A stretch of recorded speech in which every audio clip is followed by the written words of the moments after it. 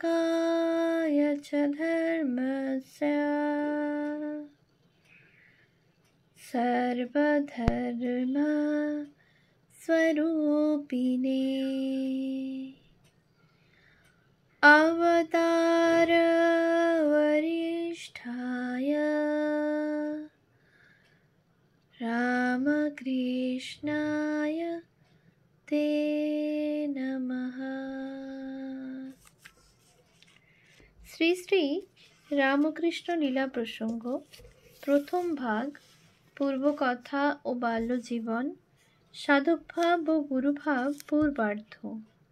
পূজনীয় স্বামী শারদানন্দজি মহারাজের রচনা।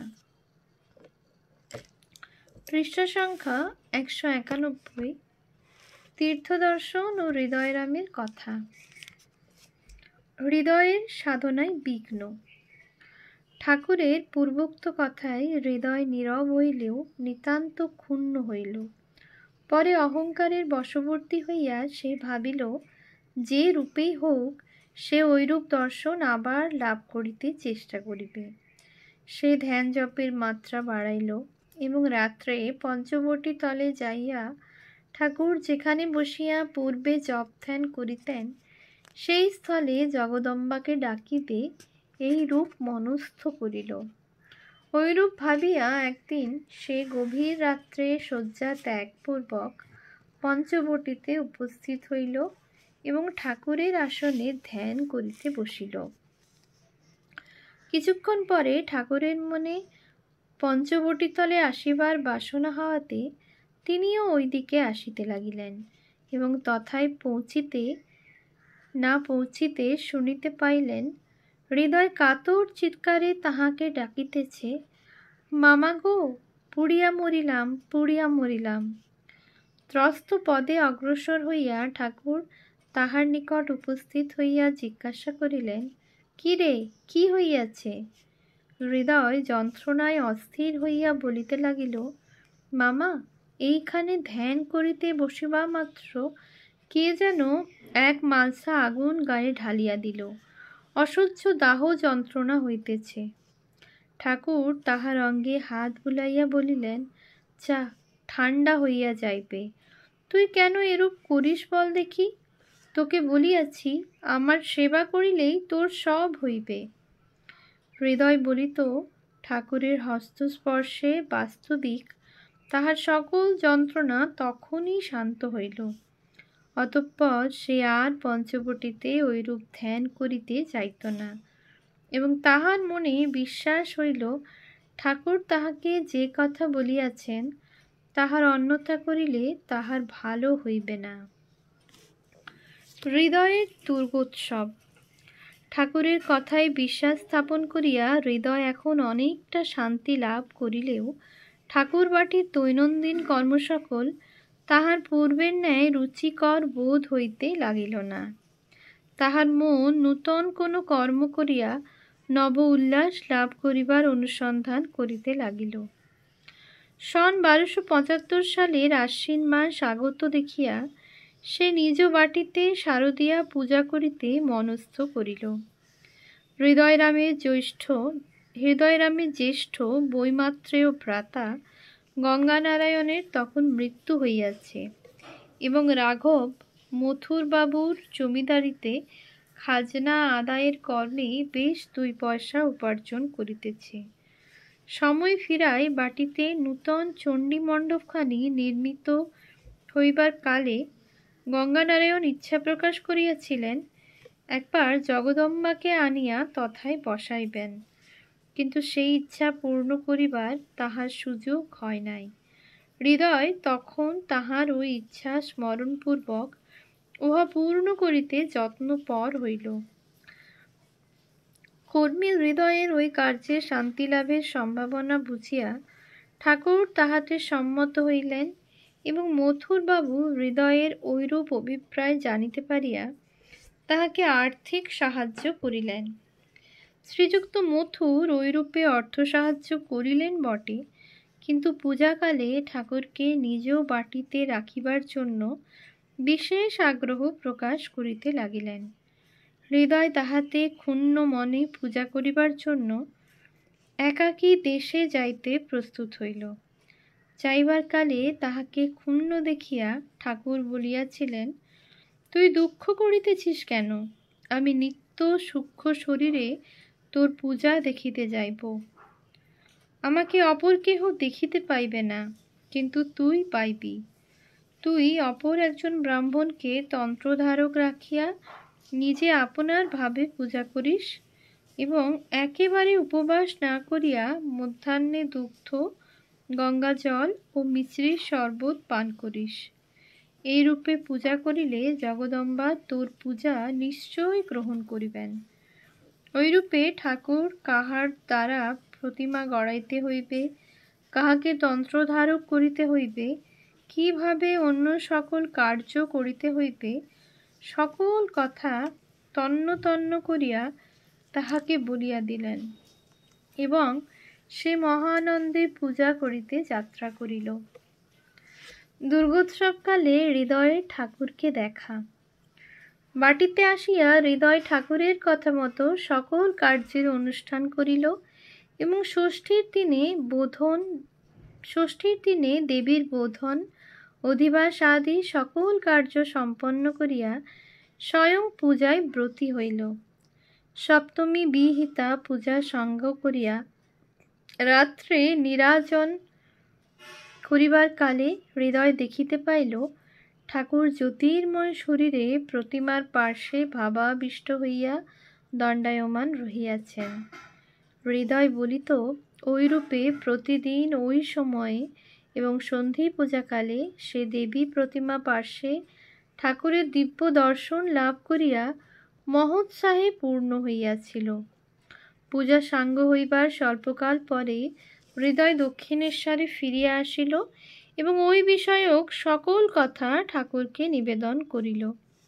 ঠাকুর তাহাকে বলিয়াছিলেন, আরতি ও সন্ধি পূজার সময় তোর পূজা দেখিবার জন্য বাস্তবিকই প্রাণ ব্যাকুল হইয়া উঠিয়া আমার ভাব হইয়া গিয়াছিল এবং অনুভব করিয়াছিলাম যেন জ্যোতির্ময় শরীরে জ্যোতির্ময় পদ দিয়া তোর চণ্ডী মণ্ডপে উপস্থিত হইয়াছি।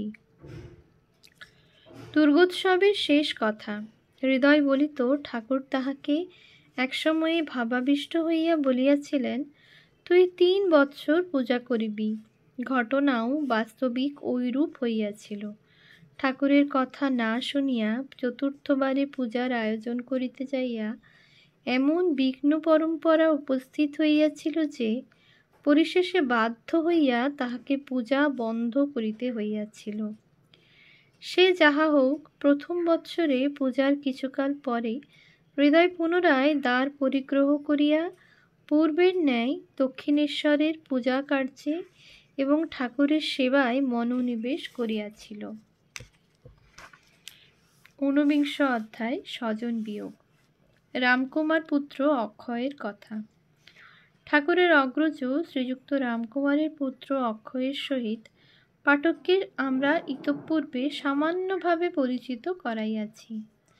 পূজ্যপাদ আচার্য তোতাপুরীর দক্ষিণেশ্বরে আগমনের স্বল্পকাল পরে সন 1272 সালের প্রথম ভাগে অক্ষয় দক্ষিণেশ্বরে আসিয়া বিষ্ণু মন্দিরে পূজকের পদ গ্রহণ করিয়াছিল। তখন তাহার বয়স 17 বৎসর হইবে। তাহার সম্বন্ধে কয়েকটি কথা এখানে বলা প্রয়োজন। অক্ষয়ের রূপ। জন্মগ্রহণকালে অক্ষয়ের প্রসূতির মৃত্যু হওয়ায় মাতৃহীন বালক নিজে আত্মীয়বর্গের বিশেষ আদরের পাত্র হইয়াছিল। সন 1259 সালে ঠাকুরের কলিকাতায় প্রথম আগমনকালে অক্ষয়ের বয়স 3-4 বৎসর মাত্র ছিল। অতএব ওই ঘটনার পূর্বে 2-3 বৎসরকাল পর্যন্ত ঠাকুর অক্ষয়কে ক্রোড়ে করিয়া মানুষ করিতে ও সর্বদা আদর যত্ন করিতে অবসর পাইয়াছিলেন। পিতা রামকুমার কিন্তু অক্ষয়কে কখনো ক্রোড়ে করেন নাই, কারণ জিজ্ঞাসা করিলে বলিতেন, মায়া বাড়াইবার প্রয়োজন নাই, এ ছেলে বাঁচিবে না। পরে ঠাকুর যখন সংসার ভুলিয়া আপনাকে ভুলিয়া সাধনায় নিমগ্ন হইলেন, তখন সুন্দর শিশু তাহার অলক্ষ্যে কৈশোর অতিক্রমপূর্বক যৌবনে পদার্পণ করিয়া অধিকতর প্রিয় দর্শন হইয়া উঠিয়াছিল। ঠাকুর এবং তাহার অন্যান্য আত্মীয়বর্গের নিকটে শুনিয়াছি অক্ষয় বাস্তবিকই অতি সুপুরুষ ছিল। তাহারা বলিতেন অক্ষয়ের দেহের বর্ণ যেমন উজ্জ্বল ছিল, অঙ্গ প্রত্যঙ্গাদির গঠনও তেমন সুঠাম ও সুললিত ছিল। দেখিলে জীবন্ত শিব মূর্তি বলিয়া জ্ঞান হইত। অক্ষয়ের শ্রীরামচন্দ্রের ভক্তি ও সাধন অনুরাগ। বাল্যকাল হইতে অক্ষয়ের মন শ্রী শ্রী রামচন্দ্রের প্রতি বিশেষ অনুরক্ত ছিল। কুলদেবতা রঘুবীরের সেবায় সে প্রতিদিন অনেক কাল যাপন করত। সুতরাং দক্ষিণেশ্বরে আসিয়া অক্ষয় যখন পূজা কার্যে ব্রতী হইল তখন আপনার মনের মতো কার্যে নিযুক্ত হইয়াছিল। ঠাকুর বলিতেন শ্রী শ্রী রাধা গোবিন্দজির পূজা করিতে বসিয়া অক্ষয় ধ্যানে এমন তন্ময় হইত যে ওই সময় বিষ্ণুঘরে বহু লোকের সমাগম হইলেও সে জানিতে পারিত না। 2 ঘণ্টাকাল ওইরূপে অতিবাহিত হইবার পর তাহার হুঁশ হইত। হৃদয়ের নিকটে শুনিয়াছি মন্দিরে নিত্য পূজা সুসম্পন্ন করিবার পরে অক্ষয় পঞ্চবটী তলে আগমনপূর্বক অনেকক্ষণ শিব পূজায় অতিবাহিত করিত। পরে স্বহস্তে রন্ধন করিয়া ভোজন সমাপনান্তে শ্রীমদ্ ভাগবত পাঠে নিবিষ্ট হইত। তদ্ভিন্ন নবানুরাগের প্রেরণায় সেই কালে ন্যাস ও প্রাণায়াম এত অতিমাত্রায় করিয়া বসিত যে তজ্জন্য তাহার কণ্ঠ তালুদেশ স্ফীত হইয়া কখনো কখনো রুধির নির্গত হইত। অক্ষয়ের ঐরূপ ভক্তি ও ঈশ্বর অনুরাগ তাহাকে ঠাকুরের বিশেষ প্রিয় করিয়া তুলিয়াছিল। অক্ষয়ের বিবাহ ঐরূপে বৎসরের পর বৎসর অতিবাহিত হইয়া সন 1276 সালের অর্ধেকের অধিক অতীত হইল। অক্ষয়ের মনের ভাব বুঝিতে পারিয়া ক্ষুল্লতাত রামেশ্বর তাহার বিবাহের জন্য এখন পাত্রী অন্বেষণ করিতে লাগিলেন। কামারপুকুরের অনতি দূরে কুচেকোল নামক গ্রামে উপযুক্তা পাত্রের সন্ধান পাইয়া রামেশ্বর যখন অক্ষয়কে লইয়া যাইবার জন্য দক্ষিণেশ্বরে আগমন করিলেন তখন চৈত্র মাস। চৈত্র মাসে যাত্রা নিষিদ্ধ বলিয়া আপত্তি উঠিলেও রামেশ্বর উহা মানিলেন না। বলিলেন বিদেশ হইতে নিজ বাটিতে আগমনকালে ওই নিষেধ বচন মানিবার আবশ্যকতা নাই। বাটিতে ফিরিয়া অনতিকাল পরে সন 1276 সালের বৈশাখে অক্ষয়ের বিবাহ হইল। বিবাহের পরে অক্ষয়ের কঠিন পীড়া ও দক্ষিণেশ্বরে প্রত্যাগমন। বিবাহের কয়েক মাস পরে শ্বশুরালয়ে যাইয়া অক্ষয়ের কঠিন পীড়া হইল। শ্রীযুক্ত রামেশ্বর সংবাদ পাইয়া তাহাকে কামারপুকুরে আনাইলেন এবং চিকিৎসাদি দ্বারা আরোগ্য করাইয়া পুনরায় দক্ষিণেশ্বরে পাঠাইয়া দিলেন। এখানে আসিয়া তাহার চেহারা ফিরিল এবং স্বাস্থ্যের বিশেষ উন্নতি হইতেছে বলিয়া বোধ হইতে লাগিল। এমন সময়ে সহসা একদিন অক্ষয়ের জ্বর হইল। ডাক্তার বৈদ্যরা বলিল সামান্য জ্বর, শীঘ্রই সারিয়া যাইবে। অক্ষয়ের দ্বিতীয়বার পীড়া, অক্ষয়ের মৃত্যু ঘটনা ঠাকুরের পূর্ব হইতে জানিতে পারা।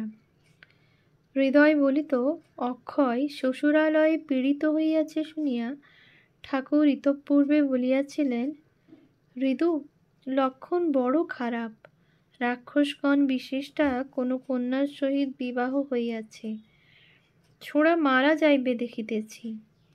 যাহা হোক, 3-4 দিনেও অক্ষয়ের জ্বরের উপশম হইল না দেখিয়া ঠাকুর এখন হৃদয়কে ডাকিয়া বলিলেন হৃদু, ডাক্তারেরা বুঝিতে পারিতেছে না অক্ষয়ের বিকার হইয়াছে।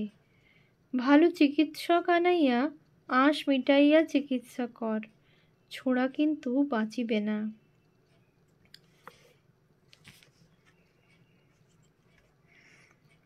ওম শান্তি শান্তি।